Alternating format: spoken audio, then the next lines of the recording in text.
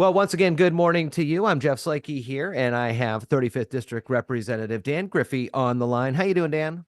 I'm well. How are you, Jeff? Good, good. We have got some conversation topics here for you. I had a great interview meeting with Sheriff Sperling, Mason County Sheriff, yesterday, and we talked about some of the crimes that we are seeing across the county and how they deal with those. One of them was it looked to be a big break-in of mailboxes at community areas. And one of the things on this is it can really devastate someone whose identity has been stolen in not only credit card openings and bank accounts and things like that, but then if you're the person whose identity was stolen, oftentimes you may not get trusted as being that person. I know there's always these conversations in the legislature on how to protect the citizens more. Talk to me a little bit about that in the space of public safety, and then we'll kind of get more into it. Well, I mean, Jeff, we have to frame the narrative, right? So there's a poor legislative policy over the last 10 years, right, that I quite frankly didn't support. And I understood that it would embolden criminal behavior.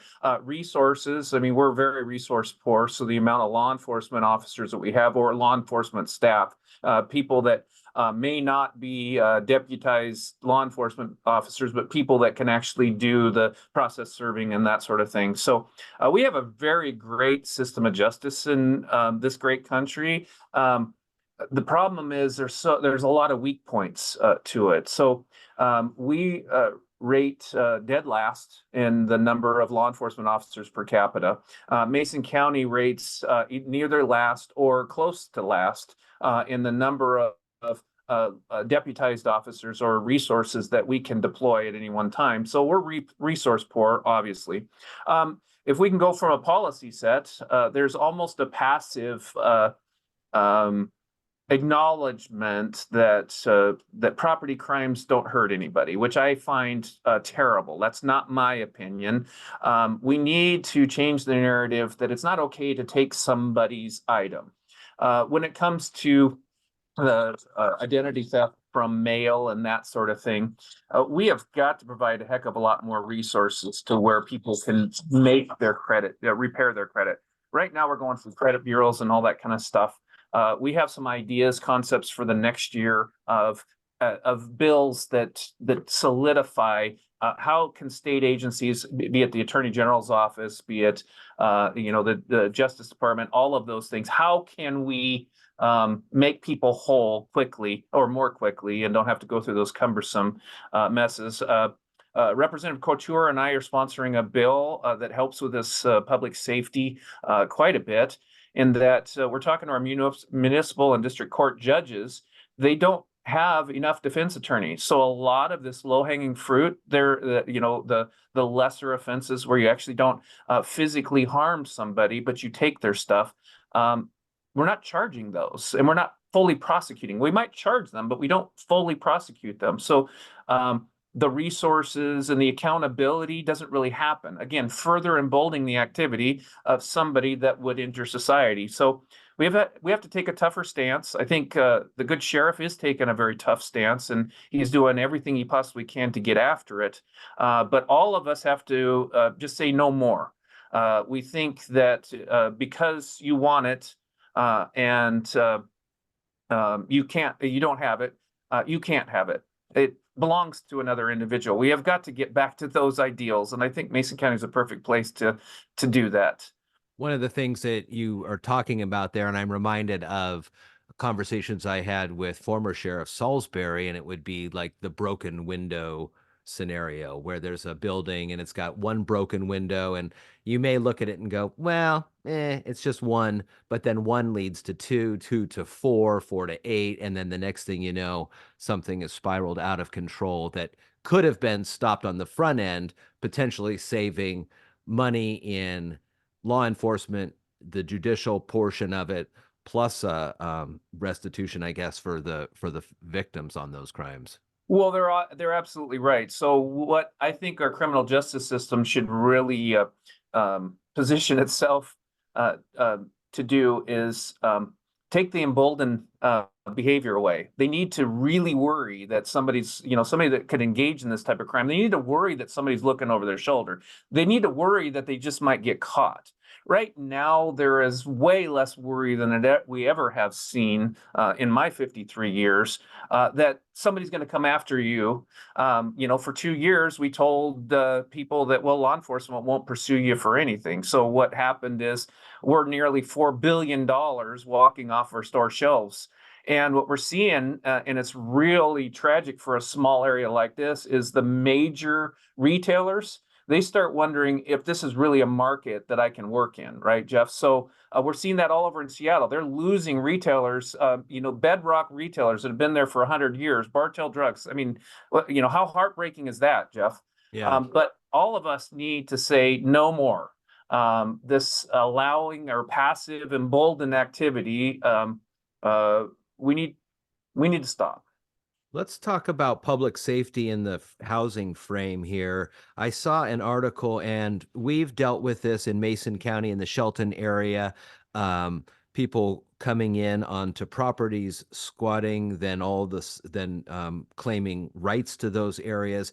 And it's not just a Mason County, perhaps low income area. I read an article the other day that this was down in Beverly Hills or something, but one of these multi-million-dollar mansions that hasn't had anybody living in it for a while, right near LeBron James's new place, and they've got squatters living in there. They're having parties all the time, and they can't, and the LAPD or whoever can't do anything there. So when it comes to these, this is gated communities and all this stuff, what hope do we have for Mason County when it comes to this? Well, I have a bill on that. I think what we need to get to, again, it's not yours, so you can't just have it, right? Right.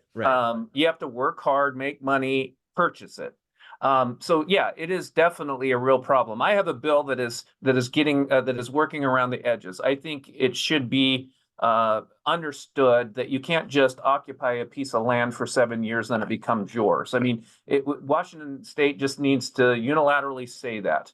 I have a bill that says, these property disputes, there's a lot of property disputes where one property owner will build a shed on another person's property, deeded property that has property markers and that sort of thing. And in Washington State, if that property owner passively allows that, for 7 years, they can petition to have that property deeded to them. They can also go after the property owner for the court costs, which I find not acceptable. So we have a hearing today on that bill, and I hope that goes well. But I wanted to start a narrative that says, we have a housing shortage, and if you are a landowner and you want to be nice and you want to allow somebody or a few people to live in RVs or maybe a mobile home, it's allowed. It doesn't mean it becomes yours because you've been there for a certain period of time. I think this is very important because for landowners to step up to the plate and do something right and real about the housing shortage that we have, they're going to have some they're going to have some predictability. Now, Jeff, let's look back when I was a kid, and I'm only using this to kind of prove a point. When I was a kid, we could ride all the Forest Service land, all the Green Diamond land on bikes. We did all kinds of recreation. We cleaned up the spot, all that stuff. Well, people that recreate on those properties started injuring themselves. And when they injured themselves, they would sue for multi-million dollars. But even worse than that, Jeff, they would just absolutely destroy the property. So our large forest landowners and our large landowners said, you know what, we used to love to do this, but we can't do it anymore because, well, you're not being very nice. You're not treating the property very well. And I know it is real pain to people like myself who are like, I remember being able to get out and experience the lands and that sort of same thing. We have an underlying idea or concept that just because you want it or because you think you need it, it gets to be yours, right? We should just, again, no more. It would be nice if we could open up those Forest Service roads and that sort of thing. But the same problem happens here, Jeff. It's property that belongs to somebody else. They've been very nice to allow people to recreate there or use that property. And then just by greed of another, they have to make a business decision. And I want to give some predictability there. And I think that might open some of these opportunities that we used to have as kids. One more thing here to talk with you about on the housing side of things, and this is mostly going to be in the Thurston County area because I can't think of too many buildings that would work for this in Mason. But since COVID, we have seen a lot more people go to the work from home model. The state agencies that had been flush with building across the South Sound in Thurston County. I'm thinking of Tumwater that has some big campuses. There's some buildings in Olympia as well. Are there any sort of conversations anywhere to repurpose those types of government buildings right now to allow for those who are homeless or indigent to find a new way to start the life? It seems to me, I'm thinking about the stretch of road on 101 that you used to see on by Wheeler Road, and now it's just got rocks. And then there was a group of folks that were down by the Hobby Lobby, and now there's just rocks. And so it seems they're just kind of moving these individuals around. But is there any conversation about how to work on this? I know it's a short session, and that's a huge topic, but Well, there's been lots of conversation, right? We've been seeing this come up. It didn't sneak attack us, right? This right. has been, a dedicated movement, right? But first of all, the rocks and those sort of things, that was exceptionally dangerous area to be. They needed to be relocated from those locations. I'm glad that DOT was able to pull that off. Right. And very proud of the way they did it. Now, we have got to do longer term solutions. And that gets to civil commitment for those that find themselves in substance abuse disorder crises. Most of the people now that we find homeless are dealing with mental health and substance abuse. And I would say, they say most, but I'd say 100%, right? I haven't seen one in my long Forest Service career, one person that didn't have both. So we're going to have to, like I said, take away the keys, get people in the treatment and help them rebuild lives. When it comes to housing, we just have a housing availability problem. And there are lots of talks about repurposing buildings. We do know that state agencies have an excess of buildings. Would they be well suited for living? Probably not. Most of them are office structures, and they would take way too much to repurpose them for that. But we spend billions of dollars a year on housing programs, and we don't drive a single nail. And from my perspective, we need to start driving nails. We need to start putting, sequestering carbon with what we do in our area. Spending some of, having Sierra Pacific can be part of the help because, well, they do stud lumber. And let's start building housing. Instead of having housing vouchers that a lot of times the state's answer is, well, we're going to put $100 million in housing vouchers. Well, you can give a housing voucher to somebody all day long, but if there's no housing available, they actually can't get land. Right. Predictability right now for those that rent properties. Right. So there's been a moratorium since the beginning of COVID on rent and evictions. And just now they're able to start evicting people again.